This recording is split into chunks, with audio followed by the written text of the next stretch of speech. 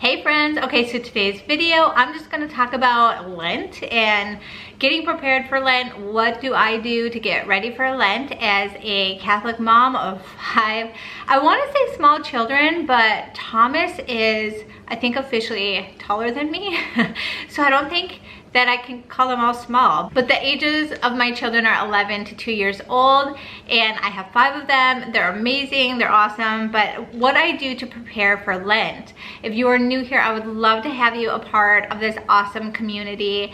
Please hit the little subscribe button and share this video with all your friends, and let's get into this video. So for Advent this last year, I made a checklist very similar to this, saying, like, you know, how to get prepared for Advent so that when Christmas comes, you're totally prepared. Like, get all your Christmas presents before Thanksgiving. And I had this huge checklist and so many comments about how that was so awesome, because they really got to dive into Advent instead of like the Christmas things, the hustle and bustle. So I thought, how about I make a list for Lent so that you could, you know, go down this list and then you can really enter into Lent and not have to worry about Easter being all crazy either. So I'm gonna go over this list with you, give you some ideas on how to prepare for Lent so that, you know, you have a week or so to like kind of prepare. And even if you watch this when Lent already starts, you can always incorporate pretty much all of these so that the rest of your Lent can be pretty awesome. So let's get into it. So the first thing you want to do more than anything is you want to have a game plan. Go into Lent with a game plan. And so the best thing that you can do is to write everything down. So I have PDFs over on my website. You're welcome to print them out. And so pretty much one is for the family, what you could do as a family, and then what you can do for yourself. And the church talks about the 3 pillars of Lent. And so pretty much that's prayer, fast, and almsgiving, like what to do. And so you can just like write down your plan right here. Okay, so the next thing you want to do is figure out what you want to do for a devotional. If you're doing a devotional, maybe you're doing Bible in a year, and that's your devotional. You just really want to dive into the Bible, maybe catechism in a year, or maybe you want to actually pick a separate book specifically for Lent. So go ahead and do that, or figure out how to do that. And a lot of these you can just write next to it, like what your game plan for that is, just so you have an idea. The next one is to plan each day to sit in silence with the Lord. So I love that one. I actually didn't come up with that. My really good friend did, and I'm like, genius. I asked, like, okay, what are some other ideas? She gave me that one. So start thinking about that. When would be a good time to do that? The other one is to have purple cloth for Holy Week to put over the sacramentals, so that it's just kind of a time of mourning pretty much, and in preparation for Easter. So if you want to do that, make sure you have some purple cloth. You can just go to any fabric store. It doesn't have to be anything fancy, and put it over. And I think I like it because it definitely makes a statement to the kids in our family and to me whenever I walk by Sacramento, and I'm like, oh, that's right, you know, it's really good. Talk to your children about Lent. I have so many videos about Lent, but I will put my whole playlist down in the description box. So if you want to learn what Lent is, if you have children, how to prepare for Holy Week, just everything you could possibly think of, I'll put that list down below. But how do you want to talk to your children about Lent? Why do we celebrate it? I have Faith in 5 over on my website. It's a completely free way to teach the Catholic faith to our children. But I also have for adults. So if you're an adult, I have a fabulous writer who writes for adults for my Faith in 5, completely free. I'll put that down below. And so that just every day for 5 minutes, you learn about the Catholic faith. Phenomenal. So that's a good one too. Okay, the next one is check out what time Ash Wednesday is, what time your Mass is. And like I said, you could just write here at the end, write, you know, Mass is at 7 o'clock. So you have it all on this paper of what what you need to know. This is like the key to having an amazing Easter. So the next one is Stations of the Cross. So most Catholics during Lent on Fridays do Stations of the Cross. It's a communal prayer, amazing.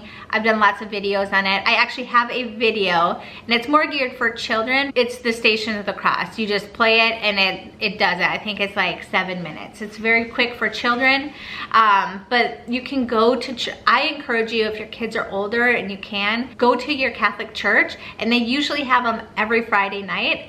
And a lot of Catholic churches will have like a soup and fish dinner, soup dinner, you know, some type of dinner after that. So I encourage you to like look into that. What time is that? And make an effort to go every Friday, or at least during family prayer at night or in the morning, do Stations of the Cross. And I'll link mine down below if you're curious what is that. I'll link it all down below. Super easy, it just walks through the Passion of Christ. You know, and we as Catholics all have the same one. So it's a really awesome prayer. Okay, the next one is the Catholic Church really encourages people to go to confession during Advent and during Lent. And so 2 times a year is phenomenal. I encourage you to go once a month at least, but that's what the church requires to go. So I would encourage you to figure out when during Lent is a good time to go. When does my church have confession? I have videos on how to go to confession. Even if you haven't been in 20 years, 50 years, I encourage you to go. It will make your life amazing. Confession is so healing, so great. It's a little uncomfortable, but when you are cleansed, it's amazing. So when are you gonna go to confession? Especially if you have, you know, children and a family, highly recommend taking them all during Lent. Okay, the next one is figure out some new meatless meals that your family can eat. So a lot of Catholics don't know this, but actually every Friday during the entire year, unless it's like a feast day, we do meatless meals. That's actually one of the precepts of the Catholic Church. So I have a ton of videos, and over on my website, meatless meal recipes. I'll link those down below. Really, really yummy, delicious meals. If you're like me, I have really picky little eaters who need to gain weight. So I think it is important that they're healthy, yummy meals for my kids. I have one coming out next week that I think are the best that I've done so far. They're so delicious, the kids love it. And so anyway, I encourage you to find some really awesome meatless meals. All right, the next one is to plan Holy Week learning activities for your family. So I have videos on this too, what to do during Holy Week, how to really enrich your family, bring them closer to Jesus during Holy Week. I'll link those down below as well. But what are the activities you want to do? What are the mass times? Write it down there. Maybe even like write your ideas down below of what you want to do during Holy Week. I have a lot of other PDFs that can kind of help you walk through Holy Week. So I'll put that down below as well, like what PDFs if you want to start planning it out. The next one is get an idea for Easter, like are you gonna host Easter this year? Are your in-laws? What can you bring? What does your brunch look like? All of that, you can just start thinking about it. That way during Easter, Holy Week and Easter, it's phenomenal.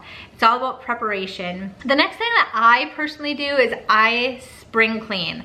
So I clean everything, and that's for me as a homemaker and a wife. So what I do is I declutter my whole house. I go through and like I clean, I deep clean, I go through all the kids' clothes, I get rid of the stained ones, the ones that don't fit anymore, and I give it to, you know, Catholic charities. So that's a way that I do almsgiving. And so I thought spring cleaning during Lent is great, but especially Holy Week. That is something to do during Holy Week, is really just deep clean your house. As a homemaker, that's what I do every year, and it is awesome because then Easter is like all clean and beautiful and, you know, all of that.